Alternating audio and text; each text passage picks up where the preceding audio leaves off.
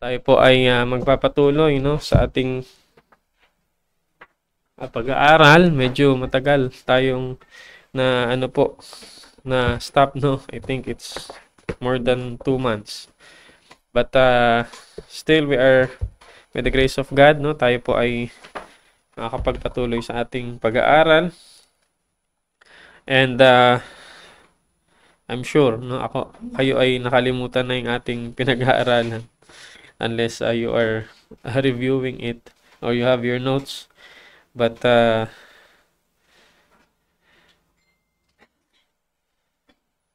let me just remind you, yung atin pong pinag-uusapan every Sunday school, of course, that the biblical doctrine, and under this is the God's Word or bibliology. So, marami na po tayong napag-usapan and we will not go back to that kasi napakahaba na po, But we are just going to proceed dito sa 58 Gab, sa slide 58. Okay, slide 58. Ito po yung ating subject, na ating pinag-uusapan. Christ's view of scriptures. So ano ba yung pananaw ng Panginoong Jesus? Since we believe on Him, we put our faith in Jesus Christ, it's important for us to know what's His view. Especially when He was here physically, bodily, in the form of a servant, dito sa lupa. Ano ba yung pananaw ng ating Panginoon? Paano niya ba sinasabi sa mga tao, kung ano ang salita ng Diyos, which is on the context where the Lord Jesus Christ lives, the Old Testament or yung scripture, Ano ba ang view ng Panginoon when it comes to the Old Testament? Yan po yung ating topic ngayon pong umaga. But under this, we have 4 subtopics sa Christ's view of Scripture. Sa next slide, Brother Gab. The first one is Jesus affirmed the authority of the Old Testament. Ito ay tapos na po nating pag-usapan, nung mga nakaraang taon, last year. So ito po yung tinapos natin that Jesus affirmed the authority of the Old Testament. And then today we're going to discuss or study yung point number 2. So Jesus affirmed the inspiration of the Old Testament. Ibig sabihin, the Word of God is God-breathed or comes from God. So ito yung ating pag-uusapan ngayon pong umaga. But sa mga susunod, yung Jesus affirmed the historicity of the Old Testament. That the Old Testament is historical in nature, So ito ay totoong nangyari. Kasi ngayon maraming nagsasabi na yung marami dito sa Bible ay parang kathang isip. Yung invento. Okay? Marami silang, halimbawa, yung Adam and Eve, the story of Adam and Eve, it's just a make-up stories, or it's just nabuo lang yan sa malikot na kaisipan, ng isang tao. Hindi yan historical. Hindi historical na nag-exist si Adam and Eve. Now, when it comes to Moses, yung parting of the Red Sea, it's just stories. Impossible yan, Paano mangyayari yan, But we know that it's being proven, ng ang mga event na ito. So Jesus affirmed the historicity of the Old Testament. And obviously, itong last point, bakit nagkaroon during the time of Christ, wala pang New Testament, Wala pang nasusulat na New Testament. So kaya nakalagay dyan, He pre-authenticated the New Testament as a scripture. At pag-uusapan natin yan sa susunod. But today, we are just going to proceed and iskipan na natin yung punta na po tayo agad sa main subject natin, which is point number 2. Jesus affirmed the inspiration of the Old Testament. Okay, sa slide number 73. Gab. So, again, point number 2, Jesus affirmed the inspiration of the Old Testament. So in Jesus' view, the authority of the Old Testament rested on its nature as the inspired Word of God. Again, we have defined this before. Ano ibig sabihin ng inspired? Ibig sabihin, God breathed. It's breathed out. Actually, the meaning is breathed out. Okay? It comes from God. Okay? Yan yung papakita natin ngayon na ang paniniwala ng Panginoong Hesus when it comes to the Old Testament is it's the Word of God. Hindi yan basta-basta salita lang ng isinulat ng tao. Yes, it was written by men and he recognized that later. But he knows that the main author of the scripture is God. So under that, meron tayong 4 points, no? Under this, meron tayong 4 na puntos. And the first one is that Jesus affirmed the divine and human authorship of the Bible. Okay? So pag tinanong kayo, sino ang author ng Pentateuch? What are the books na Pentateuch? Genesis, Exodus, Leviticus, Numbers, Deuteronomy. So who's the author of the Pentateuch? We can say it's Moses. Moses, the 5 books was authored by Moses. He was the writer of that. He narrates the stories, no? And then Jesus Christ affirms that, no? He recognized that there are human authors of the Bible. Okay. Kasi 'di ba yan yung mga sinasabi sa pagka may mga nakakausap tayo or may mga magsasabi sa atin, yung Bible naman, sulat lang ng tao yan eh. Diba? So, i-analyze nyo yung statement, no? Yung Bible naman, sulat lang ng tao yan. Okay. So, ano yung word na na-identify nyo na mali dun sa statement?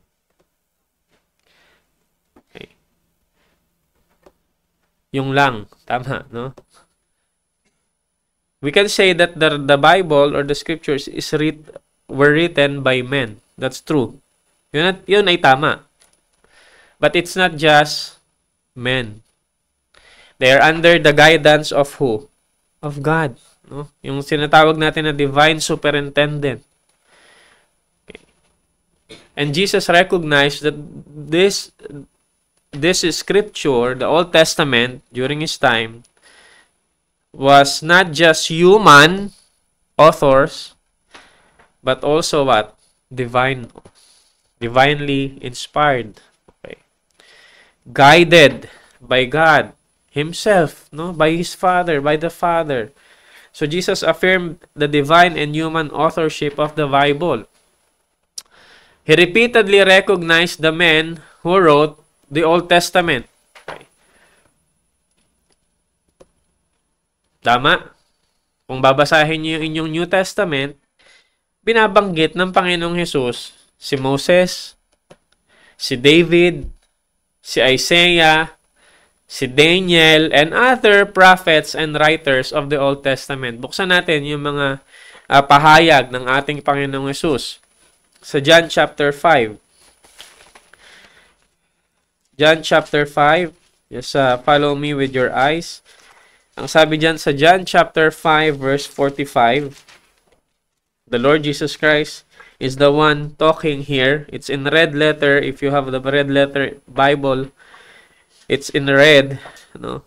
Ang sabi ng Panginoong Hesus dito sa 45 to 47, do not think that I will accuse you to the Father. There is one that accuseth you, even Moses, in whom ye trust. Kasi masyado silang kay Moses eh. No? Tayo, it's normal for us people to idolize men. No? Yung ilagay natin sa pedestal yung tao din. Normal yan sa atin eh. 'Di ba? Na pag may mga magagaling, oy, grabe, matindi to ah. Even kahit sadly no, even in Christian realm, halimbawa, may magaling na pastor, may magaling na speaker or tagapagturo. Ay, ito, I look up to him. we do that as humans. No? Hindi ako excuse dyan. Sometimes, there are men na I really look up to, and then when they fall, it's parang a big sadness to our hearts. No? So, ganun nila tinitingnan si Moses. Sabi ng Panginoong Yesus, even Moses in whom you trust. No? So, he recognized Moses. Hindi sinasabi na, si Moses, hindi totoo yan. Jesus Christ, believe in Moses. No? He knows that Moses wrote the scripture, particularly the Pentateuch. Sabi ng Panginoon sa 46, for had ye believed Moses, ye would have believed me. For what? He wrote of me. Moses wrote of Christ. Moses wrote about him. But if you believe not his writings, how shall you believe my words? Hindi kasi makita nung mga taong ito na si Jesus Christ na kiniklaim niya, he was written, na nandun siya sa Genesis pa lang. Di ba nandun na si Jesus Christ sa Genesis pa lang? We know that. No? Kung sinasabi lagi ni Pastor Alex yung proto-evangelion, which is Genesis chapter 3. Nandoon na ang Panginoong Yesus. The seed of the woman will crush the serpent's head.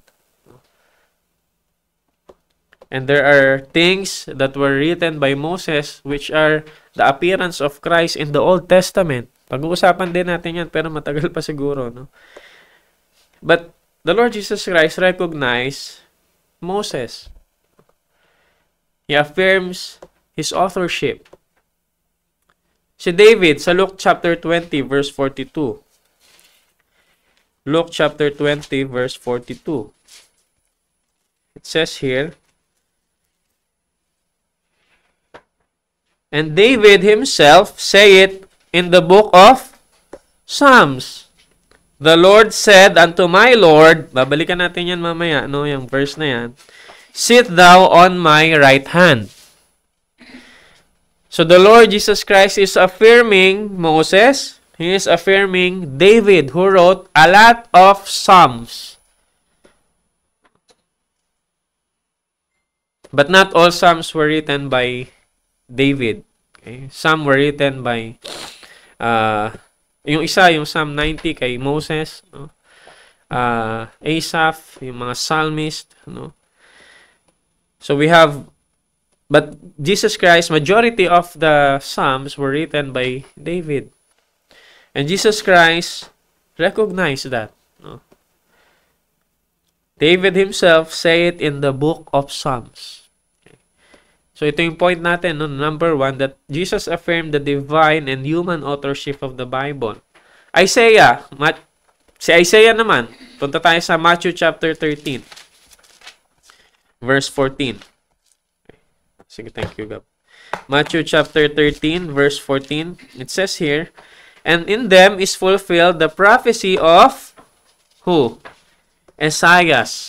So in your King James, it's Isaiah. The same thing, it's Isaiah, which saith, by hearing ye shall hear, and shall not understand. Matthew 13:14. Matthew 13:14. And in them is fulfilled the prophecy of Isaiah. Nung nagbigay ng Panginoon ang context nito, yung parable of the sower. So, in them is fulfilled the prophecy of Isaiah, which said, by hearing ye shall hear, and shall not understand, and seeing ye shall see, and shall not perceive. So, he recognized Isaiah. Next, si Daniel, Matthew chapter 24. Itong Matthew chapter 24 na ito na yung signs of the end of the age, or the end of the world. Ang sabi dito ng Panginoon sa Matthew chapter 24, verse 15 to 16. Tingnan nyo When ye therefore shall see the abomination of desolation is spoken of by whom? Daniel the prophet. So he recognized Daniel, the writer of the book of Daniel. stand in the holy place. Whoso readeth, let him understand. Okay. Matthew chapter 24 verse 15. Kung gusto niyo lang balikan yung kung saan yan makikita, punta tayo sa Daniel chapter 9. Makikita nyo rin dito that the Lord Jesus Christ is really knowledgeable, no? When it comes to the scripture. Alam niya ang nilalaman ng scripture. Daniel chapter 9 verse 27. Ang sabi dito, and he shall confirm the covenant with many for 1 week. Ito yung pinag-uusapan natin sa end times, eschatology. Ito yung tribulation. No? 1 week, and in the midst of the week, he shall cause the sacrifice of the oblation to cease, and for the overspreading of abominations, he shall make it what? Desolate. Sinabi ng Panginoon sa Matthew, the abomination of the desolation. Mentioned by Daniel. And that determined shall be poured upon the desolate. So nakita nyo that he recognized, the Lord Jesus Christ recognized the human authors, no? Affirm the human authors or writers of this book. So hindi lang yan, no? Marami pang examples, but we have here Moses, David, Isaiah, Daniel as authors of the text he referenced. Okay. So he attributed their writings not only to them solely, but also to the work of the Holy Spirit as the divine author. So hindi lang niya ina-attribute ito sa tao, sa human authors. Kaya it's not wrong pag narinig nyo sabihin sa inyo, oh, the Bible is just written by men. Just say, yes, that's right. We believe that. The Word of God were written by men, but under what? The superintendence or the guidance of the Holy Spirit. Parang sa ano lang yan parang sa, halimbawa, sa isang religion na ang paniniwala nila kay Kristo tao lang, 'di ba? Tama? I think it's the INC, no? They believe that Jesus Christ is only human. He's not divine. Tayo walang problema na si Jesus Christ ay tao. It's not a problem with us. Pero pag sinabi mong si Jesus Christ ay tao lang, magkakaproblema tayo diyan. Hindi yan biblical. Because we know that Jesus Christ is man, 100% man, and 100% divine. Yan ang pinaniniwalaan natin. No, ganun din sa Bible, yes, we believe in human writers, but under the guidance of the Holy Spirit. So makikita natin yan sa next, meron pala akong ano. Yan. Sa next slide, under point number 1, Jesus identified both David and the Holy Spirit as the author of Psalm 110. Okay, Psalm 110. Pero wag natin puntahan yung Psalm 110. Puntahan muna natin yung Mark 12:36. Anong sabi niya dito sa Mark 12:36? It says here, for David himself said by the Holy Ghost. Okay? So, sinabi ni David, pero sabi diyan, for David himself said by the Holy Ghost, by the Holy Spirit. The Lord said to my Lord, sit thou on my right hand till I make thine enemies thy footstool. So, while David was writing those words, he was under the guidance of whom? The Holy Ghost, the Holy Spirit. Sabi diyan sa Mark chapter 12 verse 36. So, Jesus identified both David and the Holy Spirit as the author of Psalm 110. So, tingnan niyo sa Psalm 110. Kasi actually, may nangyayari dito kay David. Every time he wrote a psalm, merong mga situation siya, no, na nararanasan. Pero itong psalm na ito particularly, no, sinabi ni David dito, the Lord said unto my Lord, sit thou at my right hand until I make thine enemies thy footstool. We will put emphasis on that later on.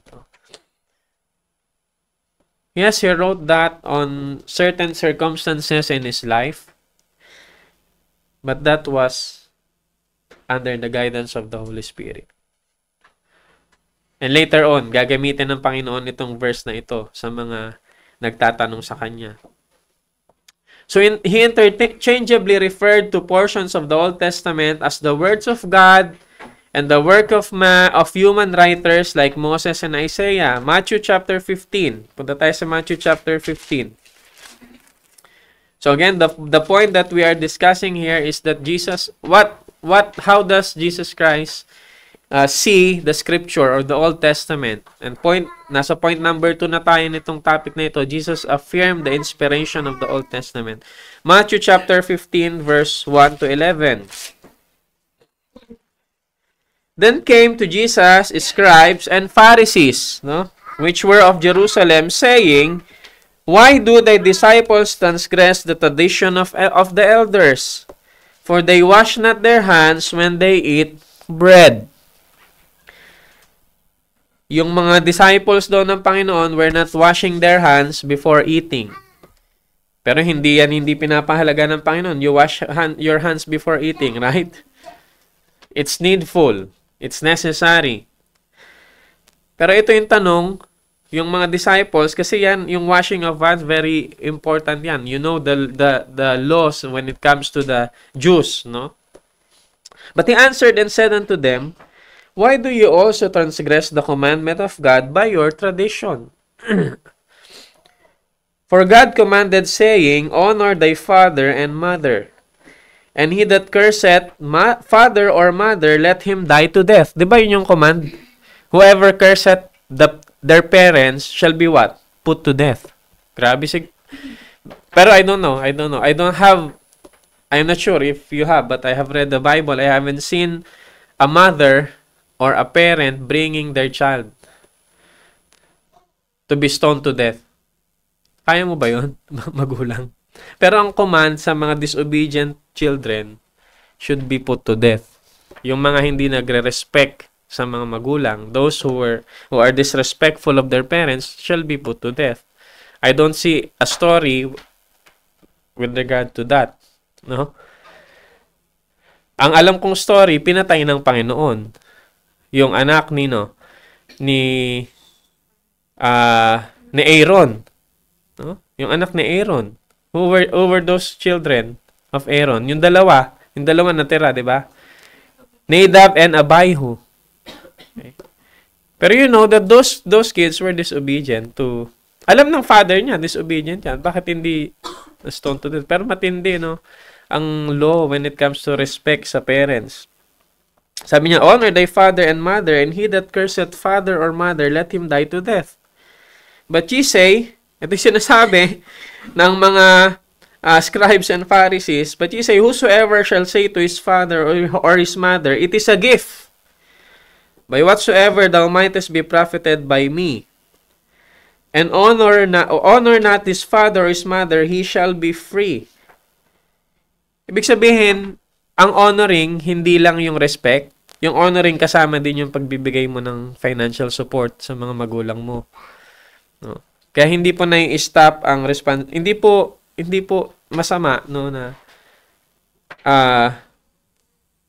hindi ko alam kasi may mga ibang pananaw, no, yung mga anak daw walang responsibilidad sa parents. Meron. Nasa Bible 'yan. Huwag niyo sasabihin na wala kayong responsibilidad sa parents, sila ang meron sa inyo. Hindi po. The same thing. Ito makikita nyo, yung gift. Halimbawa, nag-offer na daw yung mga anak sa temple, pwede na yung excuse, ma, yung bigay ko sa inyo, binigay ko na sa church. They allow that. O, okay na yun. No? Yung sa inyo, para sana sa inyo, sa yung mga magulang mo, ibinigay na sa templo, sabi ng mga tagapagturong ito, okay na yan kasi binigay nyo na sa temple, hayaan nyo na yung mga parents nyo. No? Free na kayo sa commandment na yan. No? Hindi lang yung honor is respecting them. Yes, that's one. Pero ang honoring your parents is giving them gifts, supporting them when they are already in the old age. Tandaan yan, listen to me, children, and you will be blessed. No? thus have made the commandment of God of none effect by your tradition. Ang sabi ng Panginoon, ye hypocrites. Well, did Isaiah prophesy, though that's not our point, no? I just emphasize that. Hanggang 11 tayo, di ba?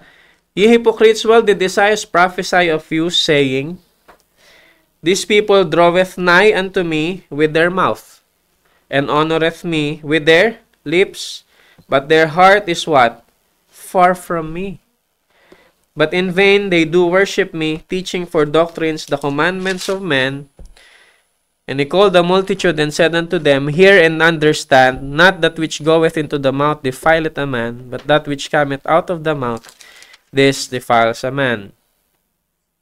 Tingnan nyo, nire-recognize ng Panginoong Hesus, no? Ang authorship, no, ni Moses. And alam ng Panginoong Hesus kung ano yung nilalaman ng Pentateuch. Kung ano ang isinulat ng mga prophets. And even Isaiah. Sabi niya dyan, Isaiah's prophesy. Yung first command, sinabi yun doon sa Pentateuch. Tapos sinabi naman ng Panginoon, binanggit niya sa Isaiah, that these people honoreth me with their mouth, with their lips, but their hearts is far from me. So Jesus Christ identified both David and the Holy Spirit as the author, and he interchangeably referred to portions of the Old Testament as the words of God and the work of human writers like Moses and Isaiah. Okay. So when the whole of Christ's use of the Old Testament is compared, it is clear that there is no difference in his perspective between God says, the Scripture says, or David himself, and the Holy Spirit says. Walang pagkakaiba. Pag sinabi niya David, Moses, Holy Spirit, it's just the same. So therefore, Jesus Christ affirmed the divine and human authorship of the Bible. And then last point in number 1, last bullet, by citing both the human and divine authors of Scripture, Jesus confirmed what David said himself. Sabi ni David sa 2 Samuel 23 verse 2, the Spirit of the Lord speaks by me, His word is on my tongue. So, ibig sabihin, whatever David wrote, it was written because of the Holy Spirit. Okay. So, Jesus affirms that. Hindi na dinidisregard si David, si Moses, si Isaiah. And later on, makikita nyo, he even on that, no, he believes that everything will be fulfilled in him, no, yung mga prophecy. So that's point number 1. Ito yung pinaka main point, yung Jesus affirmed the inspiration of the Old Testament. That again, the Old Testament is God-breathed, it comes from God. And then the point number 1 is Jesus affirmed the divine and human authorship of the Bible. Baka ma-confuse kayo eh. So, yan yung main point, yung nasa taas. Yan yung laging nandyan. Yan yung heading. Then, ito yung sub-points. So, point number 2, Jesus affirmed the veracity of the Bible. What do you mean by veracity? Na-discuss na natin ito. Yeah, truthfulness. Okay. May award ka mamaya, tol, sa recognition. That may recognition din pala ako sa no? Magkaroon rin kaya ako recognition sa Sunday school, no? Ng adult Sunday school. May quiz. Okay lang sa inyo magkaroon ng quiz pag may Sunday school. So, Jesus affirmed the truthfulness of the Bible. So, ito, binasa na natin some of these things nung mga matagal na panahon na, no? So, the Old Testament itself contains more than 3,800 direct claims that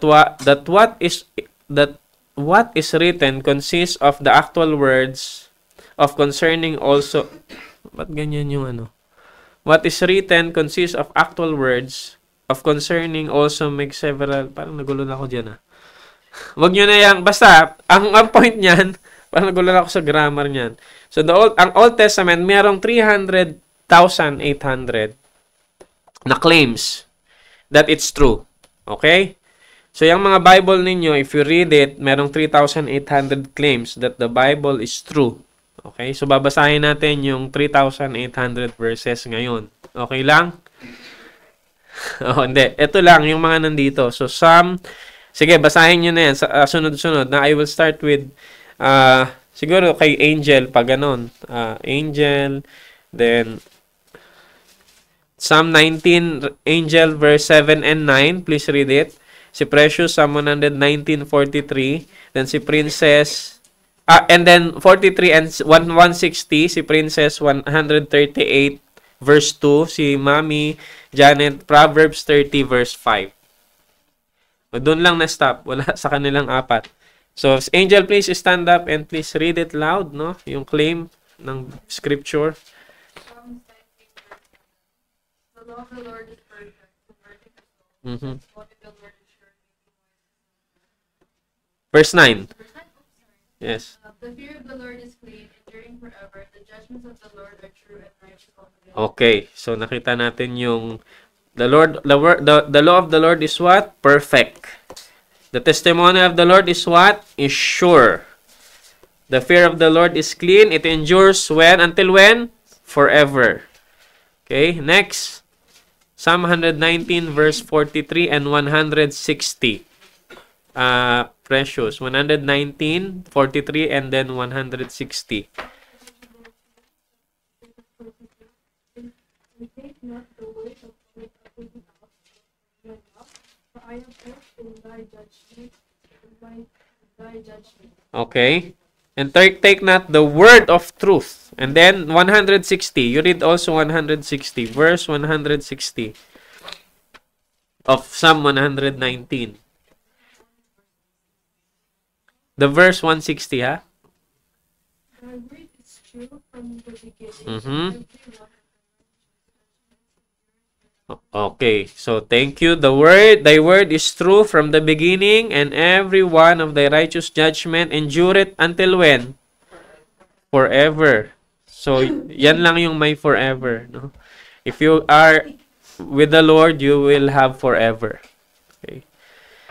Yung mga asawa natin, dito lang, no? Sa lupa. Mamaya, mababasa din natin yan, no? Proverbs 30 verse 5. Ah, mat 38. Ay, oh, sorry. 138 verse 2 muna pala. Princess. Worship toward thy holy temple, and raise thy name for thy loving kindness and for thy truth.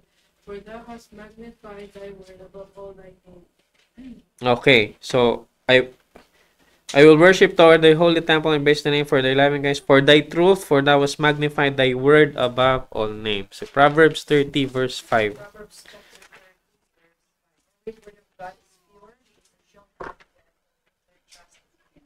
Okay, ang ganda i-post niyan, ano? Yung verse na yan. Ano, pakiulit nga po, Madam. Every word of God is pure, is a shield unto them that put their trust in him. Yes. So, we need that, no? That He is a shield, no? For those who trust in Him. Yan yung kailangan natin ipaalala sa ating mga sarili, no? That the Word of God, no, is a shield.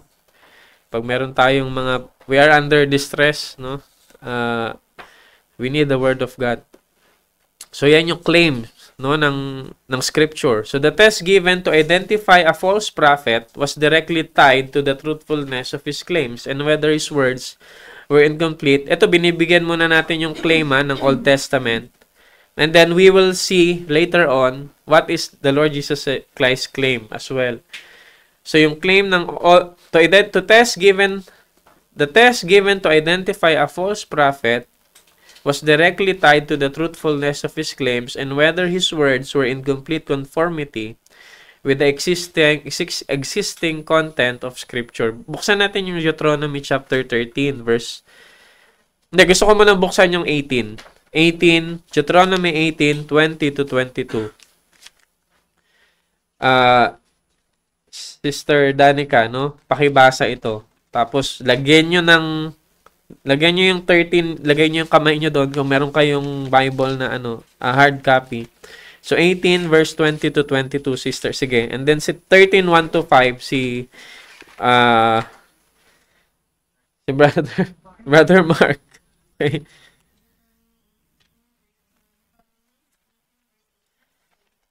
Mm, 20 to 22. unto thee, and whose no wickedness, and he shall speak unto them that I shall command thee. And it shall come to pass that whosoever will not hearken unto my word, which he shall speak in my name, I will report it to him. 20. But the prophet which shall presume to speak a word in my name, which I have not commanded him to speak, or that shall speak in the name of other gods, even the prophet shall die. Tuloy pa sister, hanggang 22. And if thou say in thine heart, how shall we know the word which the Lord hath not spoken? Mhm. When the prophet speaketh in the name of the Lord, the thing follow not, nor come to pass, that is the thing which the Lord hath not spoken, but the prophet hath spoken it. Presumptuously, thou shalt not be betrayed. Okay, so how do you identify a false prophet? Based on Deuteronomy 18, verse 20 to 22. How can you identify a false prophet? Sige nga. If you have read, tingnan nyo. Anong sabi dyan? How can you identify a false prophet? Noon pa lang may mga false prophets na. May mga false na tagapagturo, and lalo nung dumating yung mga prophets during their time. So how can you identify a false prophet? If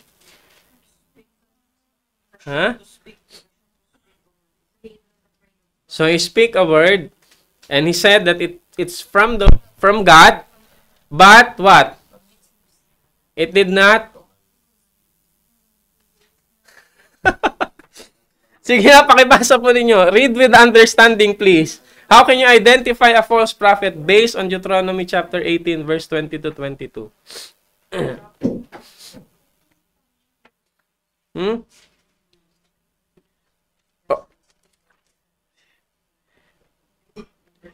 Sa 21, there's a question. Tama? The question is this: how shall we know? And this is my question to you. So, saan ang answer? Nasa 22. So, this is my question. How we shall know the word which the Lord hath not spoken? Okay? When a prophet, what? Speaketh in the name of the Lord. Sasabihin niya, ako ay propeta ng Diyos. I am a prophet of God.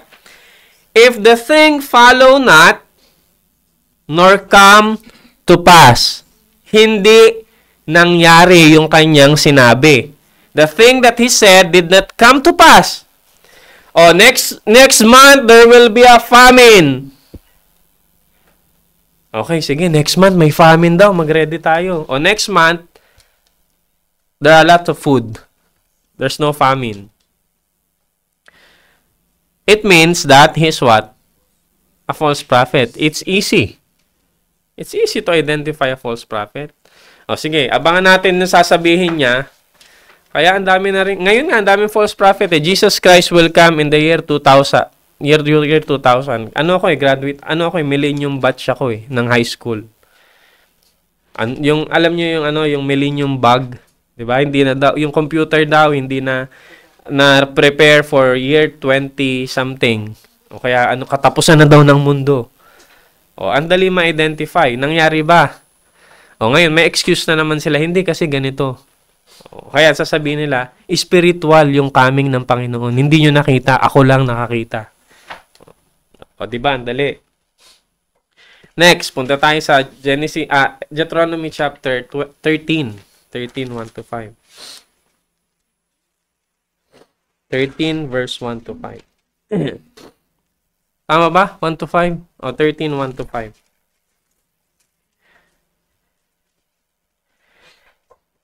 Basa! Si brother mo. Deuteronomy chapter 13, verse 1. Basahin. Read with understanding, please. Read with understanding. Go. There arise among you a prophet or a dreamer of dreams, and giveth thee a sign or a wonder. Meron ba ditong nananaginip? Meron ba sa inyong nananaginip? Sige, bro. Sige. And a sign or a wonder come to pass, whereof he spake unto thee, saying, let us go after other gods, which thou hast not known, and let us serve them. Chapter 3. Thou shalt not hearken unto the words of the prophet, or that dreamer of dreams, for the Lord your God proveth you to know whether ye love the Lord your God with all your heart and with all your soul. Mhm. Verse 4, you shall walk after the Lord your God, and fear him, and keep his commandments, and obey his voice, and you shall serve him, and cleave unto him. Mhm. And that prophet or that dreamer of dreams shall be put to death, because he hath spoken to turn you away from the Lord your God, which brought you out of the land of Egypt, and redeemed you out of the house of the bondage, to thrust thee out of the way which the Lord thy God commanded thee to walk in. So shalt thou put the evil away from the midst of thee.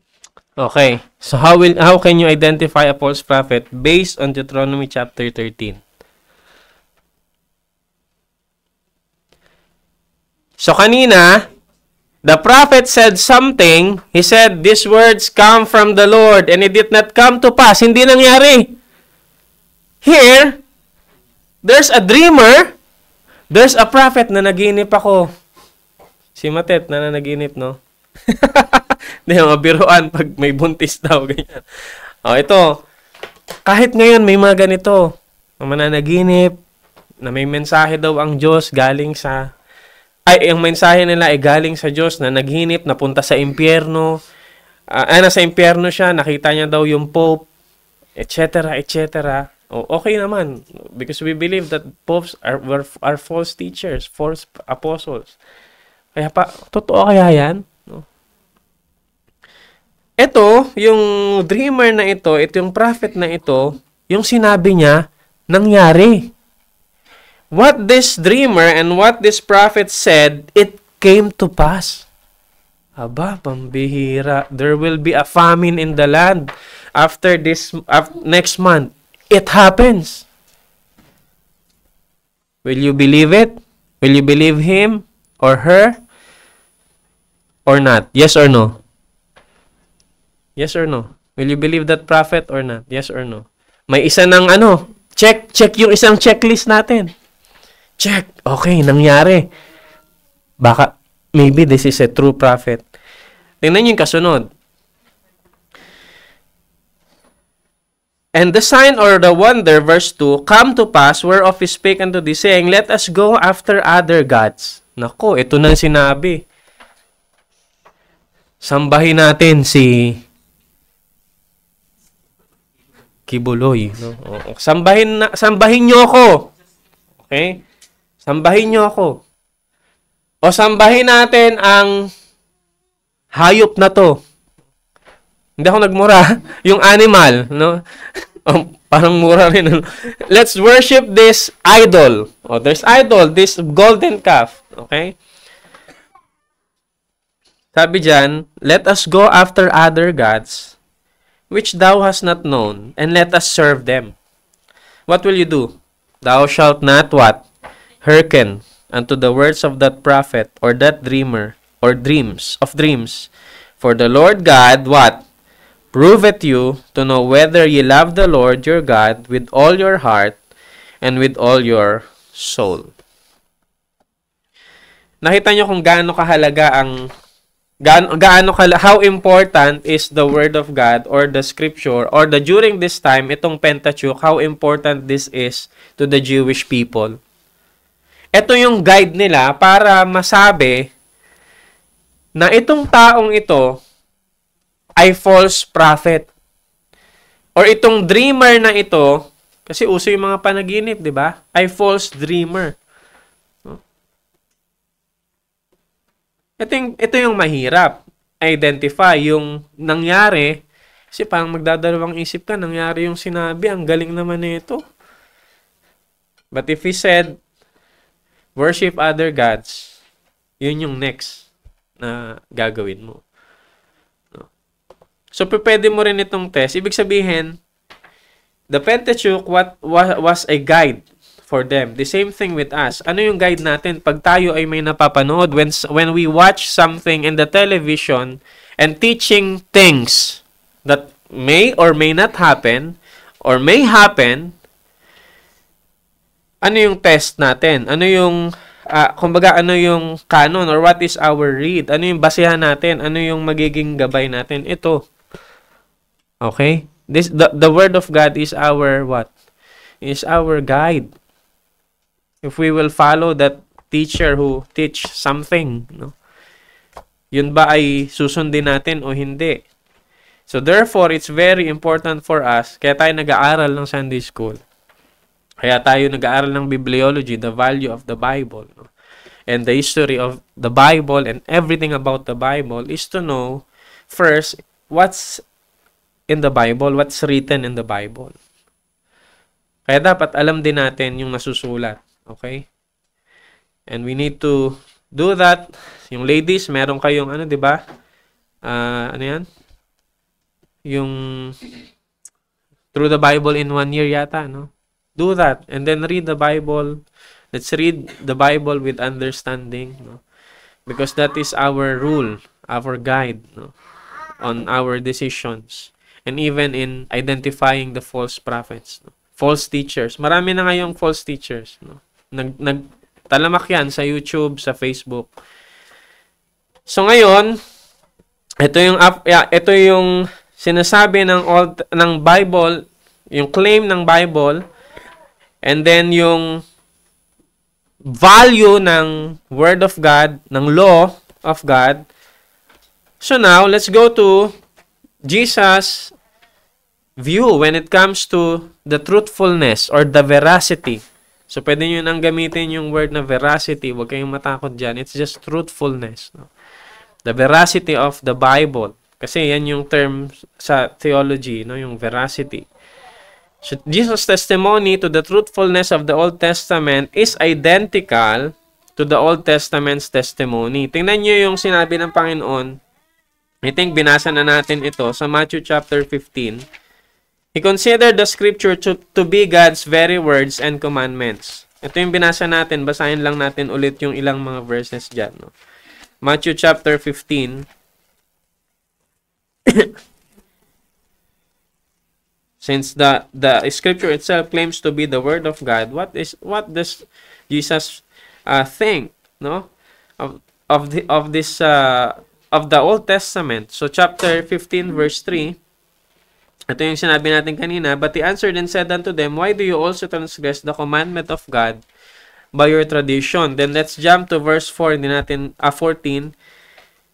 Let them alone, they be blind leaders of the blind, and if the blind lead the blind, both shall fall into the ditch. So he considered, kanina binasa natin, and I have put emphasis on some of the things there sa commandment ng Panginoon regarding sa honoring the parents, no, and the word of Isaiah, no, was fulfilled through them, no, yung mga nakikinig sa kanya. So the Lord Jesus Christ recognized the truthfulness of the Old Testament.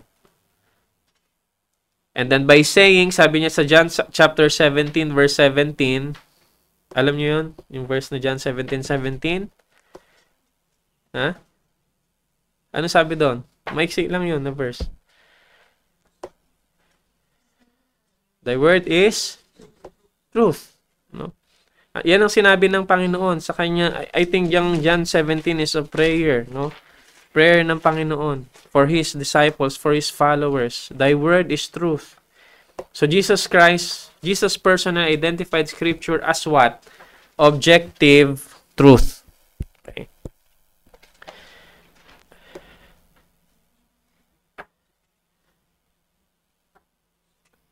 Itong word na objective truth ay pilit na inaalis ngayon, no? Parang sinasabi na there's no such thing as objective truth. Truth is what? Subjective. No? It may be true to you, but it may not be true to me. No? Kunyari, yung Bible, sabi nila, parang sa'yo applicable yan, sige, just go on, pero sa akin, hindi. No? That's not true, that's not the claim of the Bible. The Bible is true, objectively, no? It's objective truth. So this is perfectly in keeping with the testimony of Psalm 119 verse 160. Yung binasa kanina ni si Precious ba yun? Psalm 119 verse 160. For the testimonies of both the Lord and the Old Testament are in perfect agreement. So, dito tayo magwakas kasi 10:30 na, no? Sa point number 2. So he treated every ito ning last bullet. He treated every Old Testament testimony as a statement of napunta ako sa isa.